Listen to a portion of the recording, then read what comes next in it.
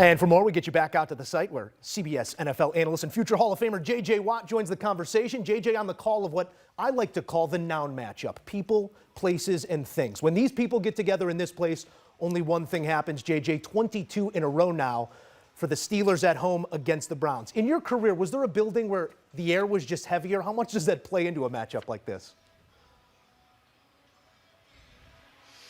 I mean, there's certainly that. The AFC North kind of has those rivalries that go so far back, and unfortunately the Cleveland Browns have been on the losing side of this building for a very long time. But today the story of it was they had to get into an offense where they had to throw the ball 58 times with rookie quarterback Dillon Gabriel, and that's just not the game plan they wanted to have coming into today, but that's the way it turned out. I want to pull out a couple of those strings that you offer there. Let's go Steelers first, because the divisional waters in some ways have parted for them. They look primed to claim this one. We'll see how the numbers react to the outcomes here once again. But when you look at a run game that came to life here on Sunday and what they can be down the stretch, how much positivity is there boiling in that building right now? Yeah, I think early in this season, they just found ways to win. They weren't playing their best football at all early on, but they still scraped out these victories with not giving up penalties and having a plus turnover ratio.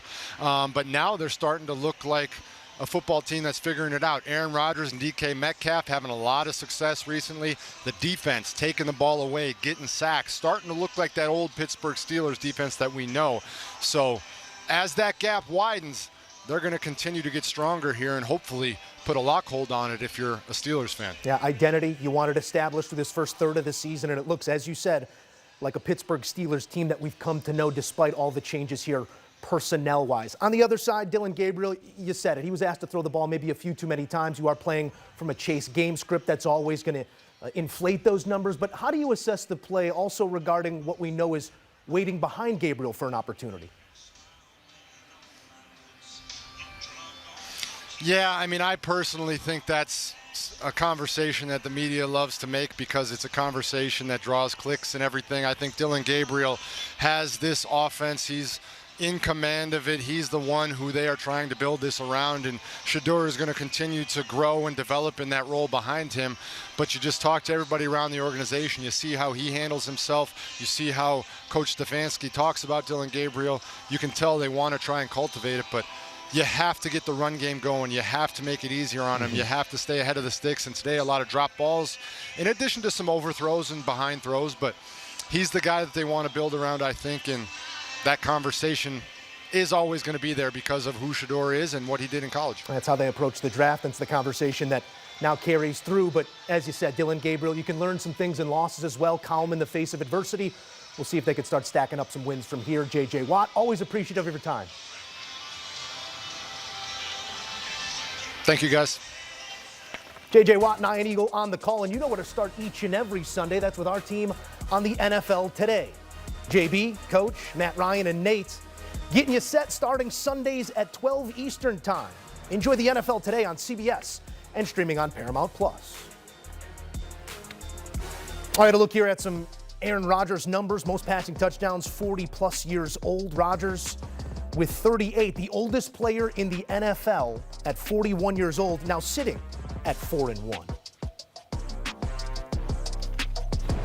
Back in studio with the guys. Don't you just love it when the numbers work out? I mean, the numbers on the scoreboard worked out perfectly here for your Steelers, Mac. Your thoughts on this performance against the young and I don't know, talent-deficient team? I'm trying to be nice here. A bad team in the Cleveland Browns. And yes, the Cleveland Browns, they're a bad team, but they're the wrong team you want to get in a sparring match with, because if you're not careful, they can put you to sleep. We've seen that, throughout recent moments with the Cleveland Browns, and that's why this game was so important for Pittsburgh, because you're a playoff caliber team sitting at the top of your division, playing against a divisional foe that they have a lot of issues.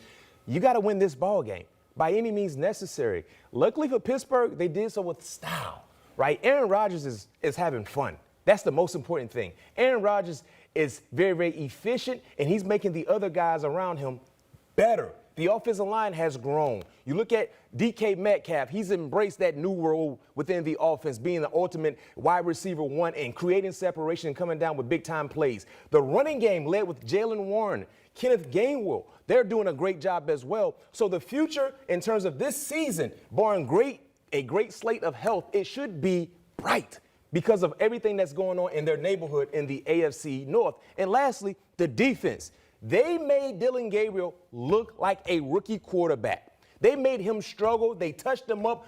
At the end of the game, when you looked at his jersey, you're going to have to use extra bleach to get some of those grass stains out of it because he was constantly on the ground. 6 sacks, and they missed another 3 or 4 on him as well. So collectively for the Pittsburgh Steelers, you did what you were supposed to do, and that's what good teams do. Take care of the teams you're supposed to take care of. That's what impressed me the most is the fact that they didn't allow a bad offense to gain confidence.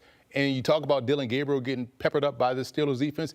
Everyone in the Browns uniform got peppered up because we saw backs getting tagged. We saw Njoku get tagged. We saw receivers getting tagged. So they let it be known that this is not going to happen on our watch, on our Sunday in Pittsburgh. So I love that they went out there and took control defensively first before the offense got going because this was a low-scoring game early on, and then Pittsburgh opened up with their offensive passing attack. But at the end of the day, this defense led from the front today, didn't give that offense confidence, and the offense did the rest. Just to reiterate, Dillon Gabriel, the rookie quarterback, 29 of 52 for 221, JJ. It's going to be hard to develop when you're in a negative game script this way, but it's also, as we heard JJ Watt just say, going to be hard to develop when that conversation is happening. Maybe not as actively as it is outside the building, inside, but how do you stack it up right now with a young quarterback through a couple?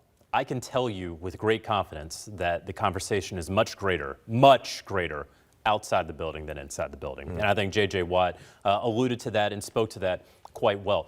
52 pass attempts, 58 dropbacks. You got to include the sacks as well. For a team that this game was not out of hand really until the fourth quarter. This was a 10-point game going into the fourth quarter. There's no reason for your rookie quarterback to be dropping back nearly 60 times. I understand maybe it's not working with Quinshon Judkins, who only had 3 yards per carry today. I get it. But, man, you have to attempt to run this football just a little bit more. You mentioned how the Browns aren't that great of a team. This record could and probably should be looking a lot different right now. You go back to that Week 1 game that they had, I think, against the Bengals. Probably should have won that game. Very close one there in London last week against the Vikings that they arguably could have won there.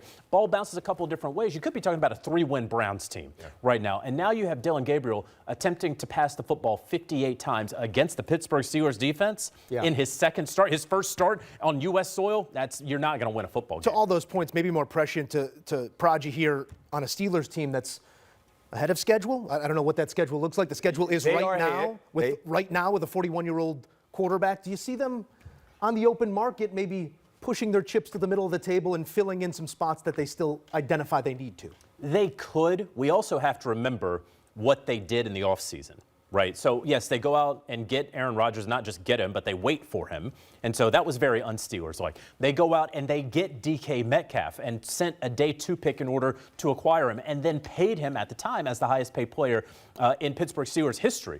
And then they went out and got Jalen Ramsey and sent away Minkah Fitzpatrick. They have done sort of a lot of what you would expect a potentially contending team to do right there on the precipice. Yeah. They've already done it. Now, could they go out and send a conditional 6th-round pick for someone the next couple of weeks? Of course, they could absolutely do that. But in terms of a name, someone who's a fantasy football player, I think they did all their fantasy football in the offseason. We got room. I defer from my Put the chips in the insider middle of the table to my front office, Bryant McFadden. Now is the time. Yeah, What do just you go trade for Trey Woosah? Hendrickson. Woosah. Offensive guy. We need a pass catcher, JJ. Okay. Pass catcher. Y'all had one. 4-1. Another. The Pittsburgh Steelers Let's do coming it. off this win In the middle of the table. against the Browns. Go get Max ready Pickens. to push them all in.